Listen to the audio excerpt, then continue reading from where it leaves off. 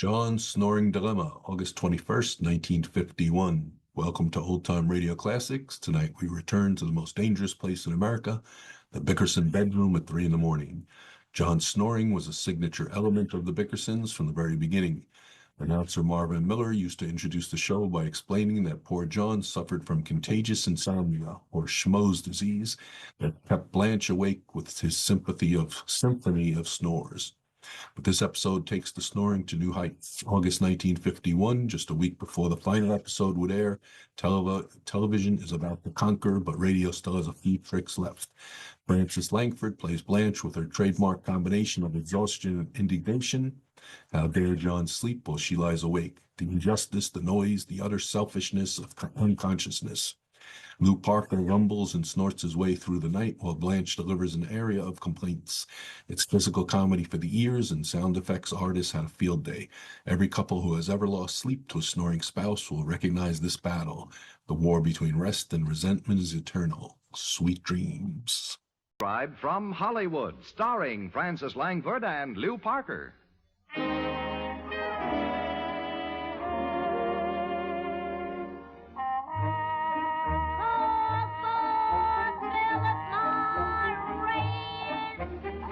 Believe in yourself.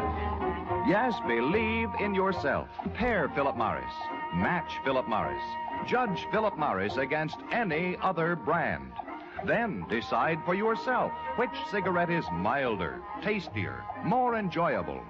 Believe in yourself, and you'll believe in Philip Morris, America's finest cigarette.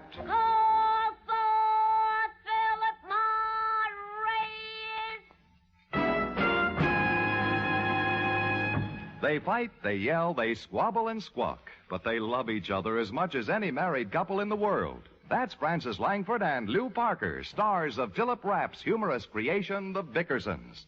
And here is John Bickerson himself, Lou Parker.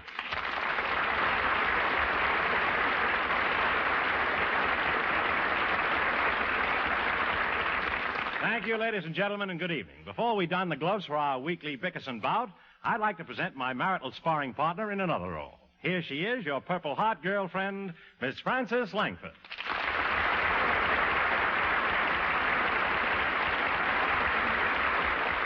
Thank you.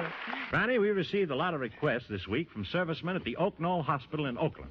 The fellows would like to hear you sing Beyond the Blue Horizon. It's my pleasure, Lou. So with the help of Tony Romano and his orchestra, this is for you, boys.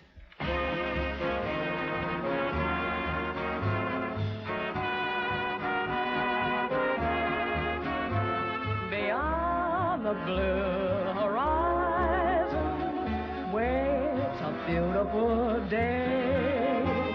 Goodbye to things that bore me. Joy is waiting for me. I see a new horizon. My life has only begun. Beyond the blue horizon waits a setting sun.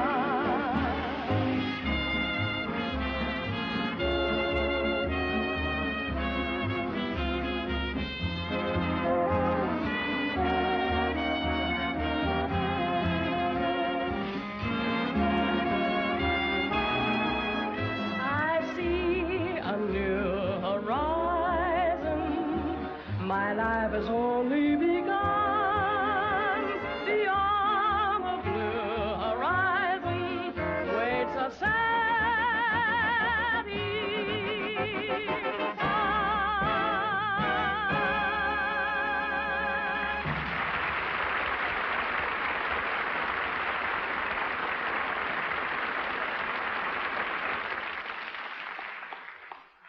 Friends, in a moment, we'll have a look in at the Bickersons. But first, I'd like to have a word with the most important person in the world when it comes to choosing a cigarette. That person, of course, is you. We of Philip Morris believe that no one's taste is more important to you than your taste. No one's judgment is more important to you than your judgment. That's why we ask you to believe in yourself. That's why, unlike others, we of Philip Morris never ask you to test our brand alone. That's no test because it gives you no choice. We say compare Philip Morris, match Philip Morris, judge Philip Morris against any other cigarette. Then make your own choice according to your own taste, your own judgment. In short, believe in yourself. Later you'll hear an interview with an actual smoker, not an actor, not a paid performer, but a real person who will make the only fair cigarette test, the Philip Morris nose test. I know you'll be interested, so stay with us, won't you? Now, light up a Philip Morris, and let's join Francis Langford and Lou Parker as John and Blanche Bickerson in The Honeymoon is Over.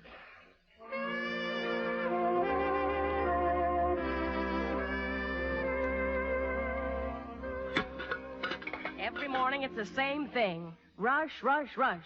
Get up at 7 and make breakfast for you, then clear the things away, straighten the house, make the bed, do the shopping, do the laundry. Why can't I have a maid, John? John! John Bickerson, how can you fall asleep at the breakfast table? It ain't easy with all that talking going on. Wake me in 5 minutes, Blanche. Take your face out of the oatmeal and sit up straight. Oh, dear, oh, dear. I don't know why I bother to make breakfast for you anyway. You never eat it. What's wrong with the oatmeal, John? Too lumpy. How do you know? You didn't taste it. Didn't have to taste it. I got a lump on my head.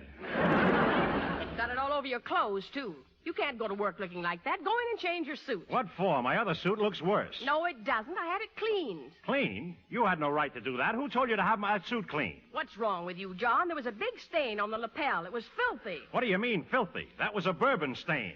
I've been saving it for months. What for? In case there's liquor rationing, I don't want to be caught short. Where's my hat, Blanche? I've got a big day ahead of me, and I'm so tired I can't keep my eyes open. Well, it's your own fault if you're tired every morning. Your snoring keeps you awake. You keep me awake. It amounts to the same thing. Your snoring wakes me up, and I wake you up to stop it. Why don't you have an operation? What are you talking about? There's no operation to cure snoring. Yes, there is. I cut an article out of the paper about a snore doctor. His name is Dr. Rasper. Dr. Rasper? He was the head of surgery at a goat clinic in Salzburg. Goats don't snore. I know they don't. He just used them for experiments.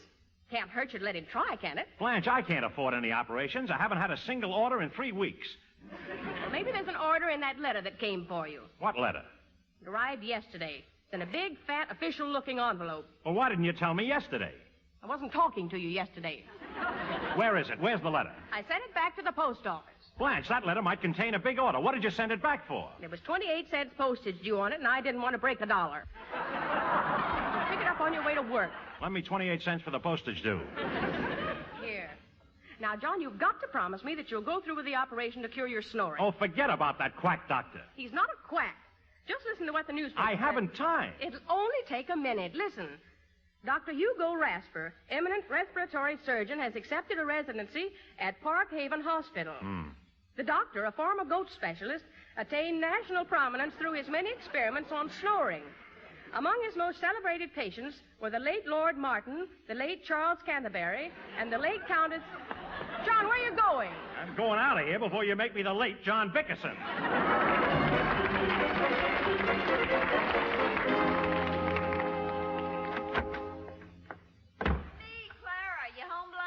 I'm getting dressed. Be right in. I was down at the market shopping. I never saw such prices. Can you lend me some eggs, Blanche? You were down at the market. Why didn't you buy some? At 93 cents a dozen? That's what we pay. I don't lay them myself, you know.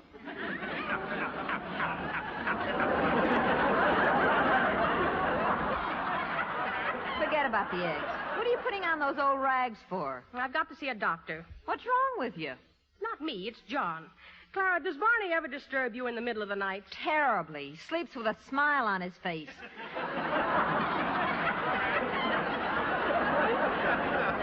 I ever find out who he's dreaming about, I'll kill him. Well, John snores, and he's driving me mad. I'm going to arrange to have him operated on. Who are you going to? Dr. Hersey? No, Dr. Rasper. He's a surgeon who just arrived in town, and there's a whole article in today's paper about his new operation to cure snorers. Dr. Hersey's going to be terribly hurt. All these years you've sort of been promising him John's nose, and here you are giving it to a perfect stranger. Well, Dr. Rasper's a specialist. Dr. Hersey can have any other part of John he wants. I just want this snoring operation to be perfect. Doesn't sound good to me. Well, listen, Clara, in case I get detained at the hospital, would you kind of look in on our animals? Well, what do you feed them? Well, the canary gets tomato juice, the goldfish gets hamburger, and the cat gets a can of Puss in Boots. You give that to the cat? I've been feeding it to Barney. Does he like it? Loves it. And you ought to see the way his eyes shine in the dark. Well, I've got to go and make arrangements for the doctor now. Blanche, look, I don't want to mix in, but do you think John will agree to be operated on? You know how he always screams about money. Yes, but there's a special delivery letter for him at the post office, and John seemed to think it was a big order. He gets a commission on every bowling ball he sells, you know. But an operation might cost hundreds of dollars. Well, Dr. Rasper has a convenient credit plan, and the way it works is that you're completely healed the day you make your last payment. Uh-huh. Now, suppose this big order is for, say, 20 bowling balls a week. Mm-hmm. How long would it take John to make $300 if his commission is 1.5 cents a ball? I don't know, but it seems like an awful long time for a man to have his nose in a sling.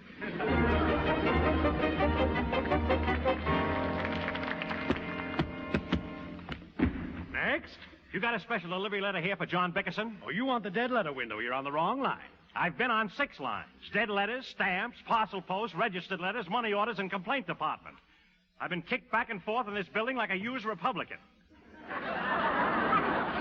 Would you mind lowering your voice? Part of our civil service examination is a hearing test. Oh, is that so? Yes, it is. I happen to be a government employee, you know. I don't care if you're Margaret Truman. I'm a taxpayer.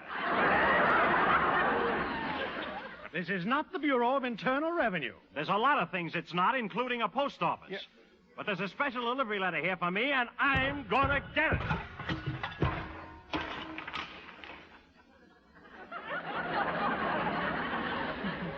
Why did you break our weighing scale? I didn't break it. It must have been weak. Now, where's my letter? And don't tell me you haven't got it, or I'll have you arrested for robbing the mail. I'm looking for your letter now. Wasted a whole morning in this broken-down post office. Oh, here we are. Homer Fickett. Bickerson's the name. John Bickerson. Sorry, nothing with that name. What about that one on top? That looks like my name. Let me see it. It is mine. I've lost out on a big order on account of your stupidity. What the devil is this? Looks like an advertising circular. Dear fellow sufferer, Dr. Rasper can end your snoring forever.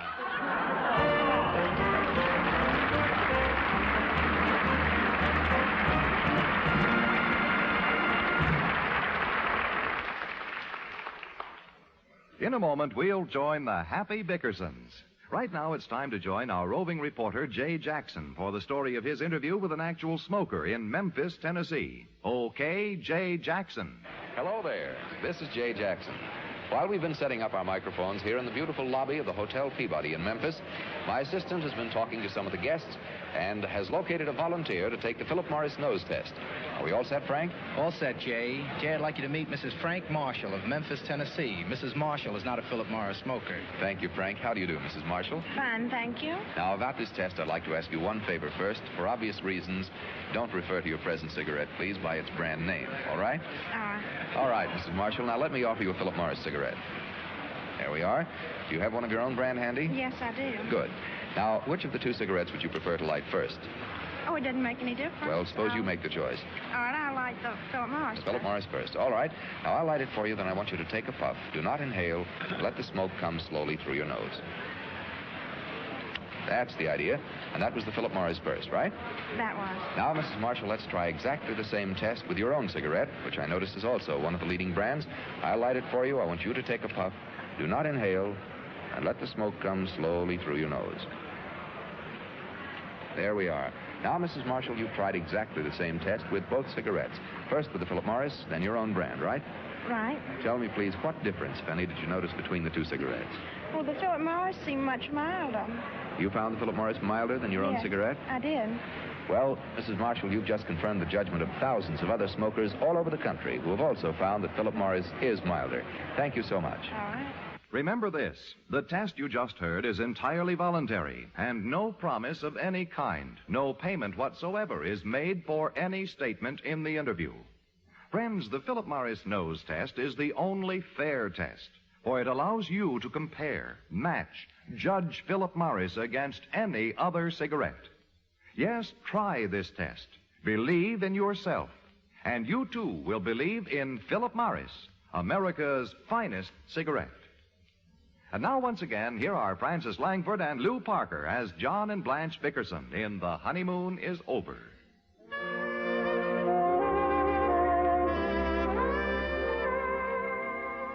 Well, even the persistent dripping of water will eventually wear away a stone. So after 7 years of cycloid insomnia, or Blaster's reaction, John Bickerson has finally yielded to Blanche's demands and consented to allow a specialist to relieve his condition. Outside his room at the Park Haven Hospital, Blanche Bickerson has a last-minute conversation with Dr. Rasper. Listen. He's all right, Mrs. Bickerson. The nurse is giving him a sedative now.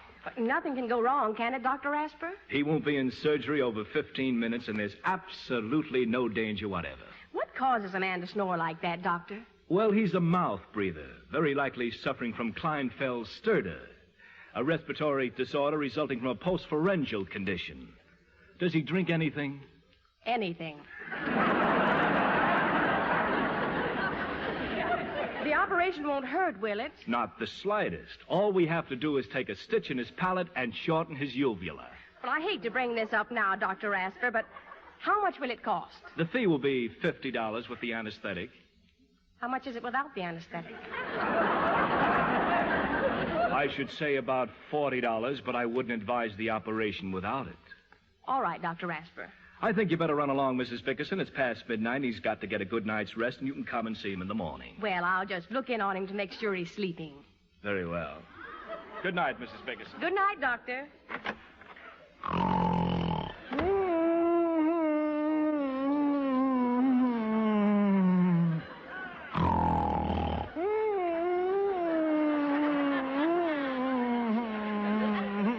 Sounds like he left one of his goats here. Isn't that awful?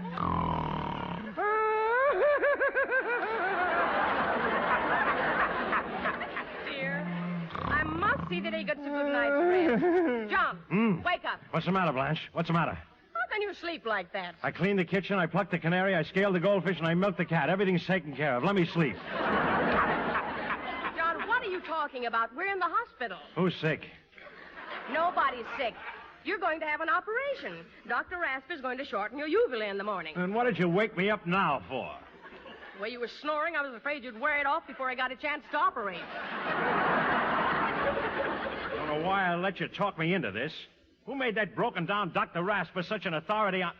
Stop cranking the bed up. What are you doing, Blanche? You weren't sleeping properly, and I'm supposed to see that you get a good night's rest. I was sleeping fine. Why did you tilt me like this? I was afraid the snores would roll down your throat and poison you. Blanche, will you please crank me down? You keep your voice down, John Bickerson. You're disturbing the other patients. I still don't know why you have to have an operation to cure your snoring. I didn't want it. You've been working on me for 7 years to do it. I'm beginning to think it's a waste of money. I could have used that $50. Still walking around in a short dress. What are you beefing about? Tomorrow I'll be walking around in a short uvula. Put out the lights. You mustn't excite yourself, dear. Open your mouth. What for? Just hand me that thermometer. I want to take your temperature. Blanche, they took my temperature 8 different ways. Well, I will check it again before we go to sleep. We? Blanche, what are you doing in your nightgown? You're not going to sleep here, are you? Yes, I am. It only costs $5 extra to have that cot moved in here, and that silly night nurse gets $10 a day. What about it? Well, I'm going to take her place and save the money. Now, open your mouth like a good boy. There. Keep that thermometer in there while I check your pulse. There isn't any nurse that can do anything that I can. There, your pulse is normal. It's steady as clockwork. You've got your fingers on my wristwatch. You shouldn't be wearing a wristwatch. Not good to have constriction when you're sleeping. Let me see that thermometer. Yeah. What does it say? Murphy's Bar and Grill. What was this swizzle stick doing in that glass? I had them deliver me a highball. If you think that hot water bottle is full of hot water, you're out of your mind. That bourbon. If If Dr. Rasper knew about this, he wouldn't operate on you. Why don't you tell him? I'd love it. Now, please don't get excited, dear. It's my job to see that you get a good night's rest, and I'm not going to let anything disturb you. Well, put out the lights. I want to be sure that you have the right sleeping position. Now, stretch your feet out a little more. And move over in the center. Don't bury your head that way. There. Are you comfortable? Fine. Relaxed? Hmm. Will you be able to sleep well? Sleep well. That's fine. Now, get up and unpack my bag.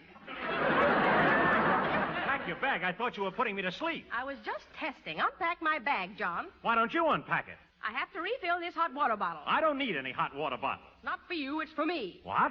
I still have a little indigestion from those clams I ate for dinner. Yeah. You always take me to those cheap restaurants. Whole dinner disagreed with me. It wouldn't dare. Now, don't start getting irritable. I've done plenty for you, so you can do something for me. Unpack my bag, John. Where's my slipper? Did you bring my slipper? It's under the bed in that little foot bath. Foot bath. Big nurse. Look at the size of this suitcase. What did you bring it for? We're only staying one night. You never can tell. Put the stuff away. There's no closet. Where'll I put these dresses? In the drawers. What do you want these drawers? In the dresser. Okay, now I can get some... Blanche, Crank me up, John. what are you doing in my bed? I'm the one who's getting operated on. You have no right to be in my bed eating fruit and candy. Maybe you'd like me to send you some flowers. No, but tell the floor nurse I can have visitors between 2 and 4 tomorrow. I'll feel better then. Am I supposed to sleep in that old wooden cot? Yes, it's easier to watch over you from here. There's nothing but a spring on this cot, not even a mattress. Well, that'll keep you off your back and you won't snore tonight. Just crawl between the blankets. I want you to be well rested for the operation. Put out the lights. In a minute. Was everything all right at the house when you left? Fine. I would have checked things myself if I didn't have to prepare you for your admission here. Maybe I should have stayed home. John, I'm worried about the house. Don't worry. I think I left the electric heater on in the bathroom. It might burn the place up. Won't burn. Did you turn it off? No. Well, how do you know it won't start a fire? I left the water running in the bathtub. Oh, stop popping your top, or I checked everything. We should have taken the animals with us. Poor little canary is locked in the cage, and cat can't get out of the house, and who's going to feed the goldfish? I'll bet they're terribly unhappy. Oh, they're not unhappy. They're having a fine vacation. They are not. They are, too. When I left, the cat was fishing. Fishing? Where? In the goldfish bowl, and he was using the canary for bait. The canary and the goldfish are fine, and I wish the cat would drop dead. Why are you so mean? I'm not mean. I'm full of those sleeping pills, and I can't keep my eyes open. Now, put out the lights. I'll be through in a minute. Blanche, why are you plucking your eyebrows at this time of night? I'm not plucking my eyebrows. I'm taking off my false eyelashes. False eyelashes? I didn't know you had bald eyelids. My eyelids are not bald. It's just that my lashes are short and they don't bring out my eyes. Lots of women use false eyelashes. Well, throw them away. You don't need anything to bring out your eyes. I do, too. You do not. I'm satisfied with the way they bulge now. Are you going to let me get some sleep? Yes, dear. Just close your eyes. I'm going to read the paper for a little while. Read the paper. There's certainly a lot of activity in Washington. What's all this tax reduction talk? Talk. Listen to what Senator Blanche, I read the paper, every word of it. Read it to yourself. Don't be so disagreeable. Dr. Rasper told me to keep you occupied so you won't think about the operation. All I'm thinking about is sleep. That's a good boy. Mustn't get nervous. You see what's happening to the stock market? It's going to pieces. Well, why can't we get a piece of it? Put away the paper, Blanche. What's the name of that stock you bought last year? I told you 50 times. Kentucky saltpeter mines.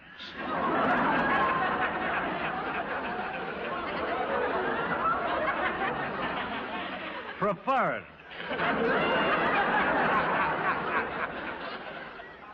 Can't even find it listed on the stock page. Look in the help wanted column. Oh, listen to this. Here's a story about a doctor who left a pair of scissors inside... Blanche, will you stop reading to me? nervous and jittery about the operation, and I can't stand the sound of your voice. I can just hear you making those insulting remarks to Gloria Gooseby. Now, don't start with Gloria Gooseby. You wouldn't bite her head off like that without her squealing all over the place. I always bite her, and she never squeals. What? This is one night I don't want to hear about it. Hush up and go to sleep. Go to sleep, she tells me. In the morning, they're going to cut out my uvula. Steams me up about Gloria... What's that? It's the telephone. Answer it. Why don't you answer it? It's right next to your bed. I'm not supposed to be here. It might be the hospital superintendent, and I don't want him to find out. Go on and answer it. Can't even get any rest in a hospital. Hello? Mrs. Kimford? Huh? The maternity nurse asked me to call you. You can get ready now. They're bringing your baby in for his 1 o'clock feeding. What? Isn't this room 413? I don't know what it is, but I'm not feeding any baby. What kind of a hospital is this? I'm going to get out of here. Now, don't go getting hysterical. Just relax. How can I relax? Well, I'm doing my best to see that you get a good night's sleep. I'm so worried I won't be able to close my eyes tonight. What are you worried about? I thought you said it was only a minor operation. Well, I don't care about that. I'm worried about Nature Boy. Who's Nature Boy? The cat. How is he going to get out tonight? What does he want to get out for? John, don't you know it's impossible for certain creatures to be shut up for the night? How well I know it. Why don't you go to sleep, Blanche? I can't sleep. I must find out if the cat's all right. Maybe you ought to call him, John. Okay, what'll I call him? No, I mean call him on the telephone. Have you gone stark, staring mad, Blanche? How can I call a cat on the telephone? He'll know it's us, and the ringing of the phone will comfort him. Go on, call Nature Boy. It won't cost anything. Nobody would believe this. Calling a cat at 3 o'clock in the morning. Operator. Get me state 79970. State 79970. Thank you. How much can a man stand of this sort of stuff before he cracks up? Oh, don't be so tragic. A lot of people call their pets up. Any sound in the house to break the monotony makes them feel better. Sure. There's no answer. Shall I keep ringing? Just a minute. How many times you wanted to ring, Blanche? You sure she has the right number? Operator, you sure it's the right number? I'll try it again. Oh. Hello, Nature Boy? Huh?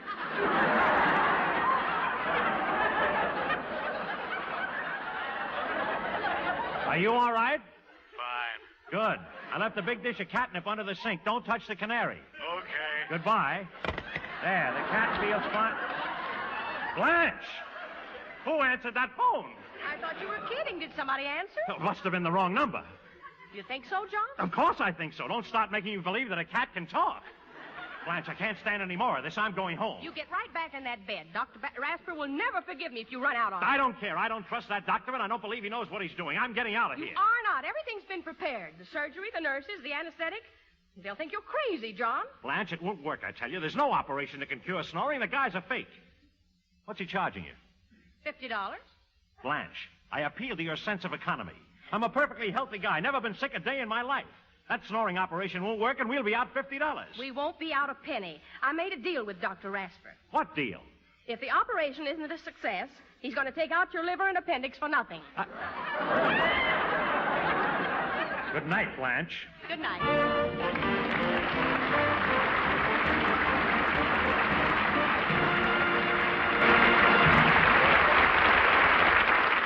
Francis Langford and Lou Parker are standing by for a curtain call. In the meantime, for America's finest cigarette, here's another call well worth remembering. Call for Philip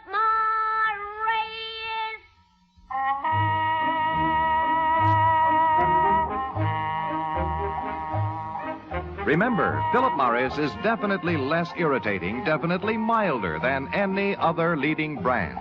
Remember, no cigarette hangover means more smoking pleasure. So... Call for Philip Morris.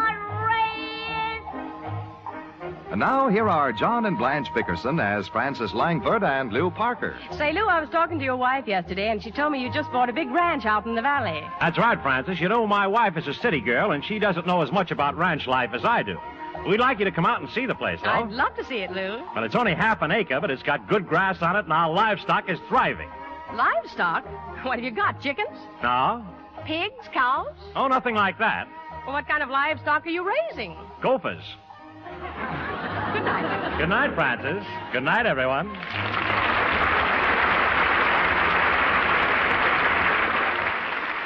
Be sure to listen next Tuesday night when Philip Morris again will present the Bickersons.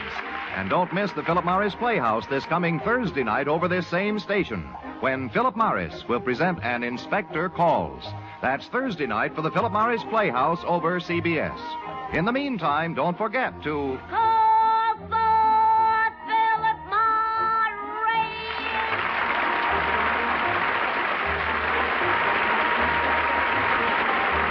The Bickersons came to you transcribed from Hollywood, California. Tonight's cast included Shirley Mitchell, Peter Leeds, and John Brown. This is John Holbrook speaking.